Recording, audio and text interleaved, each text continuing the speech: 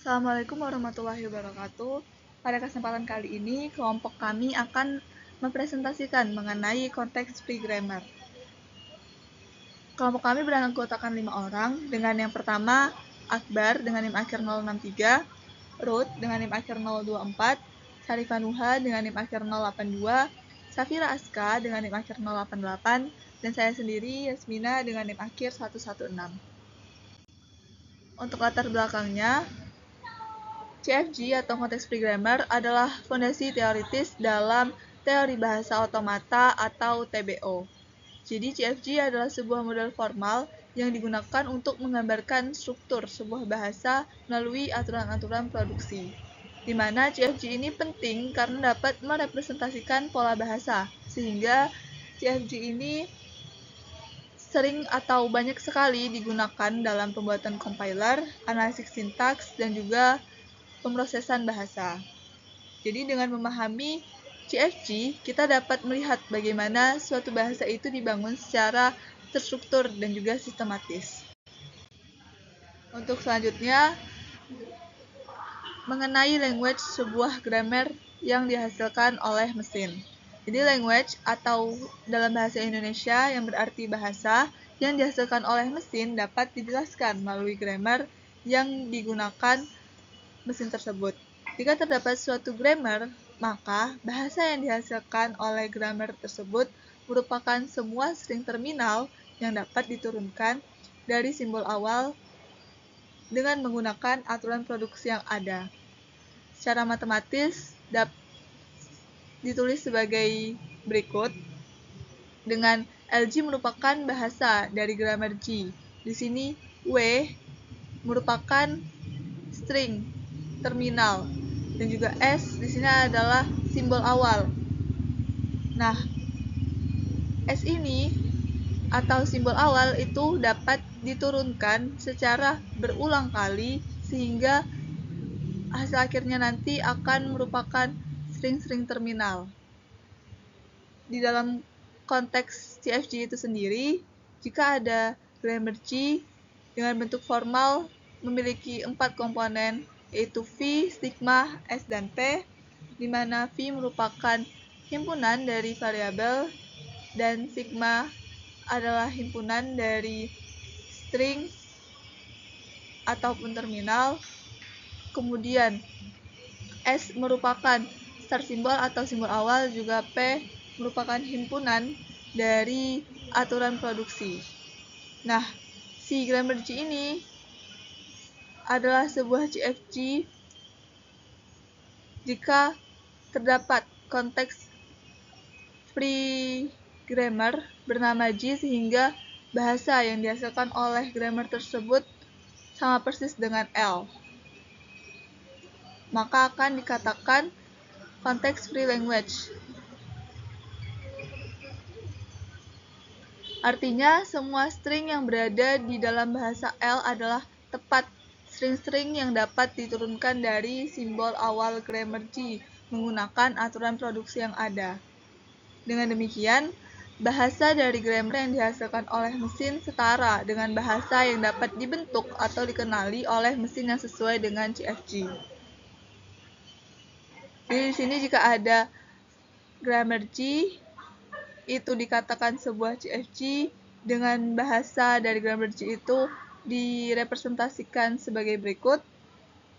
Kemudian sebuah language L ini adalah sebuah konteks free language atau CFL jika ada CFG G dengan L sama dengan LG.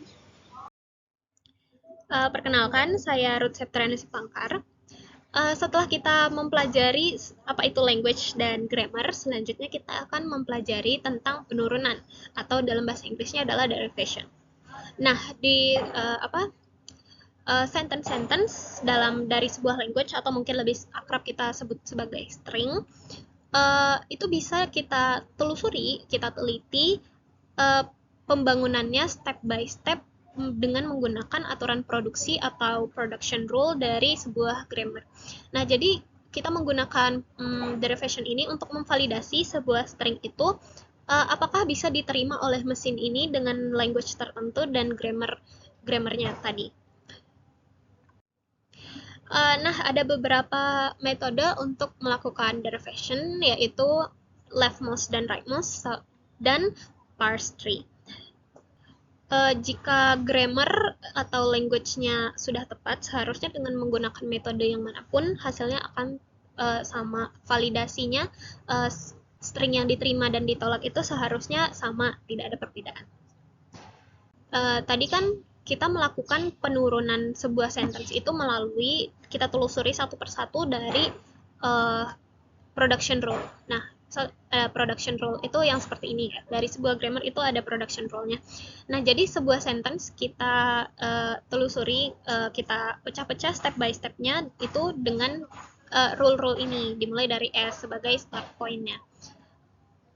Jadi apa beda dari leftmost dan rightmost? Sebenarnya hanya di urutan dari variabel yang diturunkan. Nah, jadi kan kita tahu grammar itu terdapat variabel dan terminal. Jadi kita akan memecahkan variabel-variabelnya hingga menyentuh terminal, sehingga semua bentuk sentensialnya itu sudah berbentuk terminal. Dan ketika semuanya sudah bentuk terminal, berarti sudah didapatkan string yang dicari gitu. Oke, sesuai namanya, leftmost berarti yang diturunkan terlebih dahulu adalah yang variabel yang di sebelah kiri, yang rightmost berarti yang diturunkan terlebih dahulu adalah variabel yang di sebelah kanan. Nah, di sini kita punya satu contoh. Kita punya grammar ini kita punya grammar, sebut saja grammar G, dengan aturan produksi ini ada 8 aturan produksi ya, dengan 3 variabel SAB dan 2 terminal yaitu A dan B. Oke, jadi kita ingin tahu apakah dengan sebuah mesin dengan grammar ini dapat menerima string ini AAA, BB, A, BBB, A. Nah, kita akan mencoba memecahkan ini dengan menggunakan leftmost dan rightmost ya. Oke, di sini sudah saya turunkan dengan leftmost, bisa dilakukan dengan langkah sebanyak ini, dan rightmost bisa dilakukan dengan langkah sebanyak ini. Mungkin kita akan telusuri dulu yang leftmost. Nah, kita punya dari S sebagai start point, kita akan menggunakan production rule yang pertama, yang ini. S akan menghasilkan terminal A variabel B. Kita pecahkan yang itu dulu, kita turunkan itu dulu. Nah, kita punya bentuk sentensialnya sekarang adalah terminal A dan variabel B. Nah, karena di sini cuma ada satu variabel, kita bisa langsung turunkan. Di sini kita akan menggunakan production rule yang ke-8, di mana akan menghasilkan terminal A dan 2 variabel B. Nah, sekarang bentuk sentensial kita adalah yang ini. Nah, karena di sini kita sudah menemukan 2 variabel, di sini kita akan menurunkan variabel yang B yang di depan ini terlebih dahulu. Nah, jadi ketika semua variabel yang di sebelah kiri udah habis, baru kita lanjutkan ke yang sebelah kanan. Berarti yang B yang ini akan kita abaikan terlebih dahulu, kita akan turunkan yang ini dulu. Oke, nah kita udah dapat bentuk sentensial kita sekarang sudah AAA, BBB. Nah, setelah itu, variabel B yang pertama ini, yang di depan ini, kita akan turunkan menjadi terminal dengan menggunakan ini production rule yang ke-6, dia akan diturunkan menjadi terminal. Nah, karena variabel yang ini udah turun, udah selesai kan, sudah selesai semua, udah jadi terminal. Selanjutnya kita akan ubah variabel B yang ini, kita turunkan. Oke, kita ubah menjadi terminal B variabel S dengan menggunakan production rule yang ke-7 yang ini. Oke, nah udah semua terminal, semua yang di sebelah kiri sudah menjadi terminal. Kita lanjutkan terus menerus sampai menyentuh variabel yang paling kanan, kita ubah ke terminal. Nah, kita mencapai string yang diminta di sini. Berarti jika kita menggunakan penurunan dengan leftmost, string ini, string AAABB, ABBB, A ini akan diterima oleh mesin dengan grammar production rule dari grammar ini tadi gitu. Nah, kita mau cek apakah kalau dengan rightmost itu hasilnya akan sama atau berbeda. Nah, kita lihat dengan kita mulai dari start dulu. Kita gunakan production rule yang pertama. Nah, karena dia cuma ada satu variabel, jadi belum ada perbedaan dari antara leftmost dan rightmost. Kita lanjut sampai sini. Nah, ketika kita sudah menemukan 2 variabel, kita akan menurunkan variabel paling kanan terlebih dahulu. Di sini kita lihat yang di kiri, variabel B yang di kiri ini tetap dia belum diturunkan dan kita menurunkan terlebih dahulu yang rightmost. Mulai ada perbedaan di sini dari variabel yang diturunkan. Nah, tapi belum. Kita turunkan dulu semua sampai kanan nih. Misal setelah variabel A ini kita turunkan ke terminal. Nah, berarti variabel yang paling kanan udah habis semua. Lalu kita turunkan variabel yang di kirinya, yaitu yang B ini kita turunkan, lalu setelahnya kita ketemu lagi dua variabel, maka kita akan turunkan terlebih dahulu B yang ini, variabel yang ini gitu. Jadi kita akan turunkan terlebih dahulu semua yang di kanan dan menyisakan kalau ada variabelnya itu berarti menjadi di sebelah kiri atau di tengah begitu.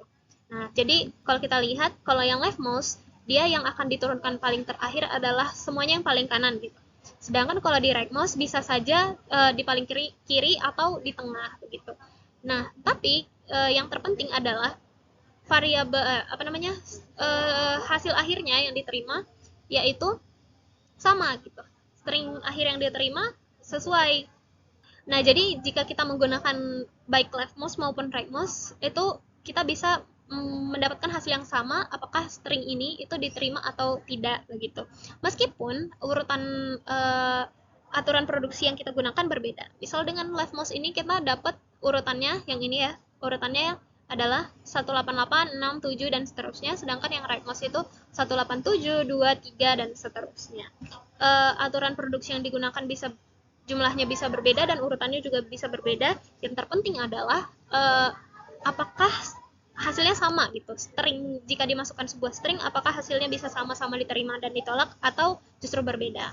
Nah, jadi ketika memang grammarnya sudah benar, aturan produksinya juga sudah benar, tidak ada ambiguitas di dalamnya, maka penggunaan penurunan dengan leftmost atau rightmost keduanya sama-sama valid, hanya digunakan salah satu pun kita bisa mendapatkan hasil yang sama begitu. Nah, selanjutnya adalah penurunan dengan parse tree atau mungkin kadang disebut dengan parsing ya.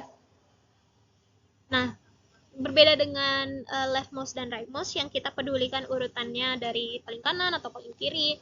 Nah, kalau dengan parsing kita bisa menurunkan sekaligus dalam bentuk grafik pohon seperti ini. Ini masih dengan contoh yang sama, dengan contoh grammar G yang sama tadi dan dengan string yang sama juga. Kita akan menurunkannya dengan menggunakan pohon ini. Jadi kayak kita nggak peduli urutannya, kita bisa langsung turunkan sekaligus yang kanan dan kiri, atau mungkin ada lebih dari dua variabel juga bisa kita turunkan secara bersamaan dan bentuknya juga akan lebih mudah kita lihat karena bentuknya visualnya adalah sebuah pohon seperti ini gitu. Nah, jadi penurunan sentence dengan parsing ini itu semacam penggabungan dari leftmost dan rightmost tadi dan digabungkan ke dalam bentuk diagram pohon seperti ini. Nah, jadi dengan penurunan parsing ini kita menurunkan variabel-variabelnya hingga menyentuh terminal. Berarti nanti ketika sudah mencapai terminal, kan terminal sudah tidak bisa diturunkan lagi, berarti terminal-terminal yang dihasilkan dengan parsing tidak akan menghasilkan cabang baru, sehingga kita sebut sebagai leaf atau daun. Nah, ketika daun-daun ini kita baca dari paling kiri ke paling kanan, dari paling kiri yang ini, dan kita baca berurutan hingga paling kanan yang ini, itu bisa kita sebut sebagai yield. Nah, yield atau hasil inilah yang akan kita baca sebagai string yang diterima atau ditolak tadi. Oke, kita akan coba dari S. Nah, dengan dari S ini kita akan gunakan aturan produksi yang pertama. Di sini dipecahkan menjadi terminal A dan variabel B. Nah, karena A udah terminal, berarti dia udah nggak menurunkan cabang baru, dia sudah menjadi daun gitu. Sedangkan yang B ini kita akan turunkan hingga semuanya nanti menyentuh terminal dan bisa dibaca sebagai sebuah string begitu. Nah, jadi dengan kita menggunakan metode yang manapun, mau dengan derivatif kiri dan kanan atau menggunakan parsing, itu hasilnya akan sama. Kita bisa mengetahui apakah sebuah sentence itu diterima atau ditolak dari mesin yang kita gunakan. Perkenalkan, saya Sarifan Nuha Adrianti Jusmar. Saya akan menjelaskan tentang penyederhanaan grammar. CFG atau Context Free Grammar adalah tata bahasa formal di mana setiap aturan produksi adalah dalam bentuk A generate B, di mana A adalah pemroduksi dan B adalah hasil produksi. Batasannya hanyalah ruas kiri adalah sebuah simbol variabel dan pada ruas kanan bisa berupa terminal, simbol, variabel, ataupun nol. CFG perlu disederhanakan dengan tujuan untuk melakukan pembatasan sehingga tidak menghasilkan pohon penurunan yang memiliki kerumitan yang tak perlu atau aturan produksi tak berarti. Berikut adalah contoh soal CFG. Diketahui grammar G sebagai berikut. A generate CAB atau A generate AB.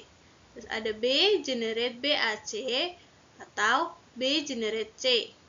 C generate BC atau C generate 0 atau C generate C. Dan D generate FA.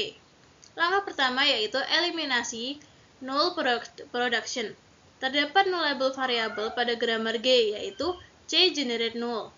Jadi hasil eliminasi null production yaitu A generate CAB atau A generate AB, B generate BAC atau B generate BA atau B generate C. C generate BC atau C generate B atau C generate C. Dan D generate FA. Langkah kedua yaitu eliminasi unit production. Terdapat unit production pada grammar G, yaitu B generate C. Jadi, hasil dari eliminasi unit production yaitu A generate CAB atau A generate AB, B generate BAC atau B generate BA atau B generate BC atau B generate B atau B generate C. C generate BC atau C generate B atau C generate C. Dan D generate FA. Langkah ketiga yaitu eliminasi useless symbol. Terdapat useless symbol pada grammar G yaitu D generate FA. Kenapa disebut useless symbol? Karena D generate FA tidak bisa mengarah ke E karena E tidak ada di dalam grammar. Jadi, hasil akhir dari penyederhanaan grammar G yaitu A generate CAB atau A generate B, B generate BAC atau B generate BA atau B generate BC atau B generate B atau B generate C. Dan C generate BC atau C generate B atau C generate C.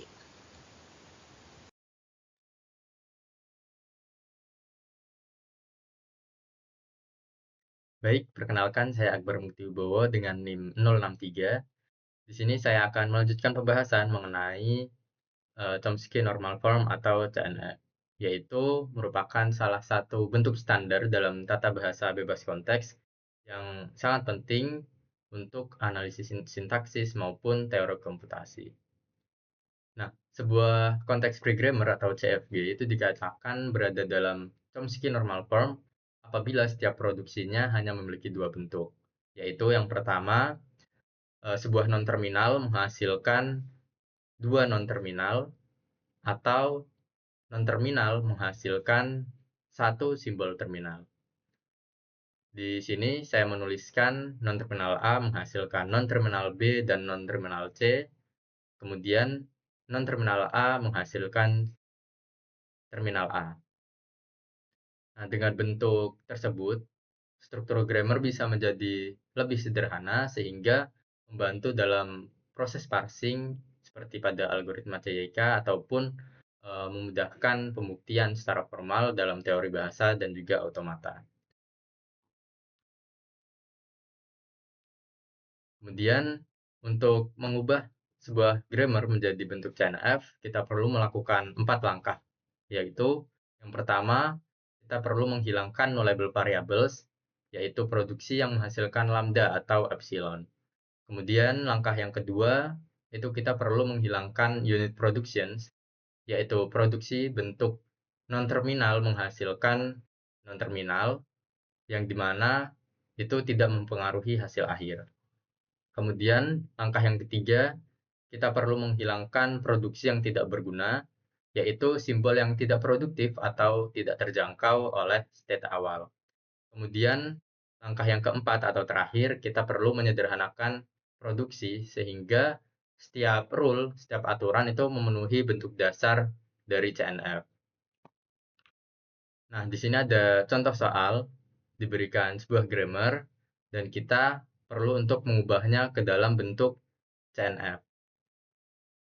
Kita cek, yang langkah pertama kita cek terlebih dahulu apakah terdapat nullable variables, dan pada contoh soal tidak terdapat nullable variables sehingga bisa kita lanjutkan ke step selanjutnya, yaitu langkah kedua, kita cek apakah di dalam grammar terdapat unit production, dan ternyata tidak ada unit production di dalam contoh kasus. Kemudian kita lanjutkan ke langkah ketiga, yaitu kita cek apakah semua simbol itu produktif dan terjangkau.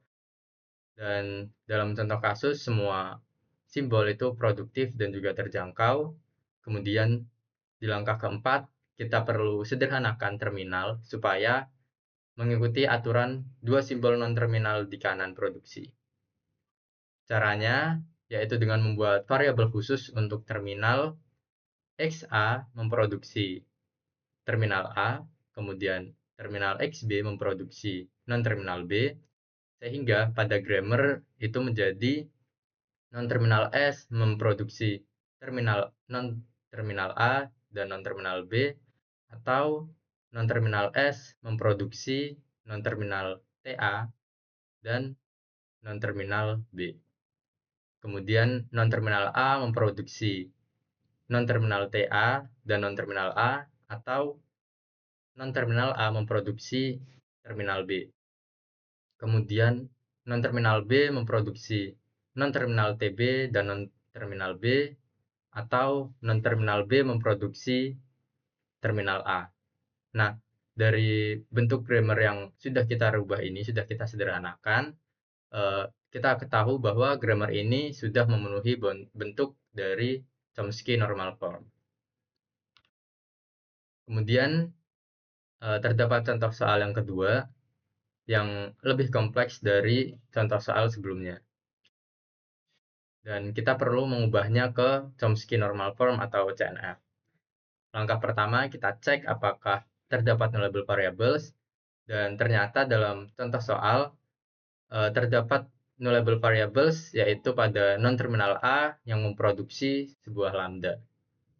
Sehingga kita perlu hilangkan nullable variables tersebut dengan menghasilkan sebuah grammar yaitu non-terminal S memproduksi non-terminal A, non-terminal S, dan non-terminal A, atau non-terminal S menghasilkan non-terminal S dan non-terminal A, atau non-terminal S memproduksi non-terminal A, non-terminal S, non-terminal S memproduksi non-terminal S, dan non-terminal S memproduksi terminal A, non-terminal B, atau non-terminal S memproduksi non-terminal X.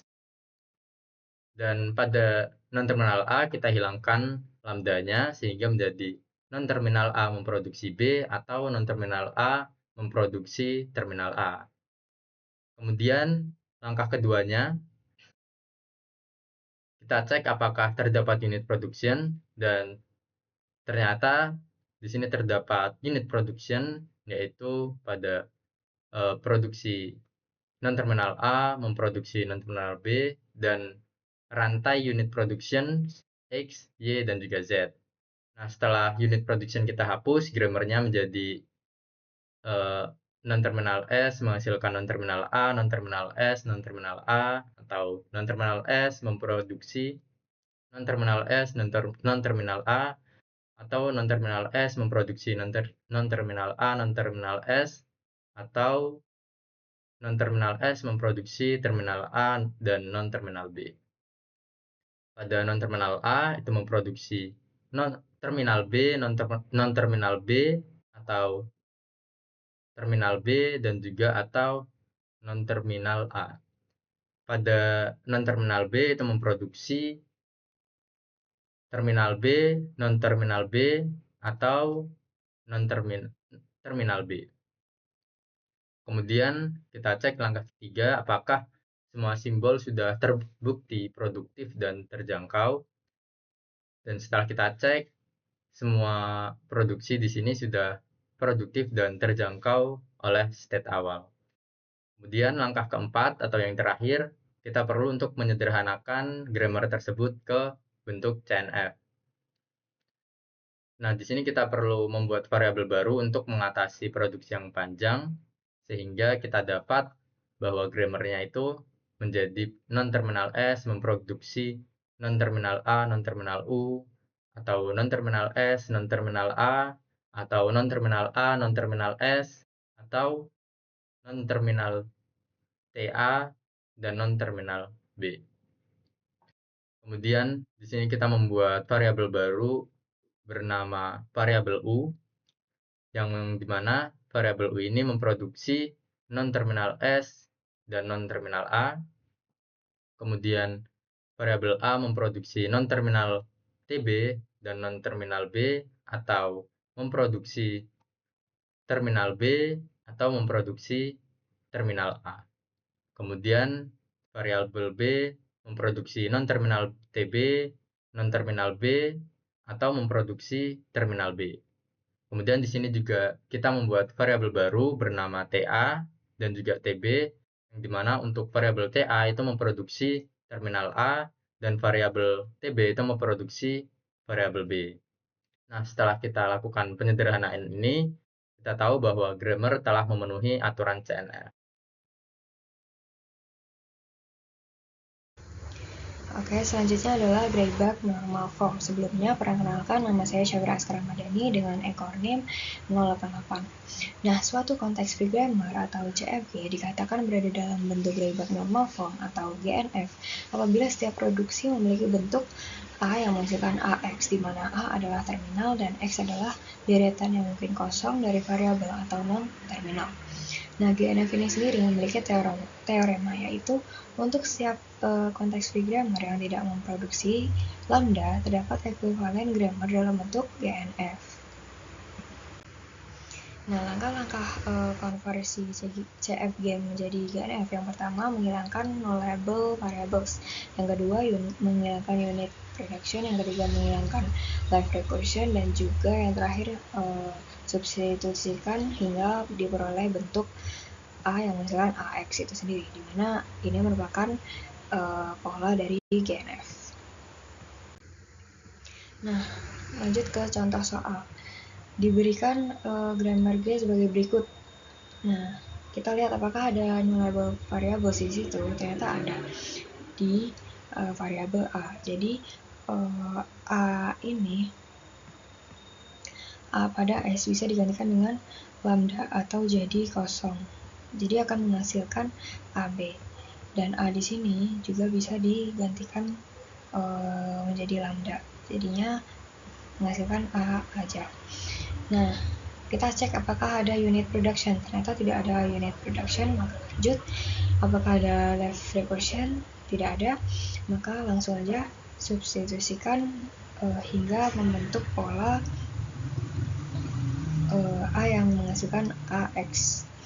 Nah, di sini kita udah membentuk semua polanya sesuai dengan pola GNF itu sendiri. Jadi, grammar G sudah memenuhi GNF. Oke, contoh kedua diberikan grammar G sebagai berikut. Nah, pertama kita cek apakah ada label variables, tidak ada. Apakah ada unit production, tidak ada. Apakah ada live recursion. Nah, kita cek.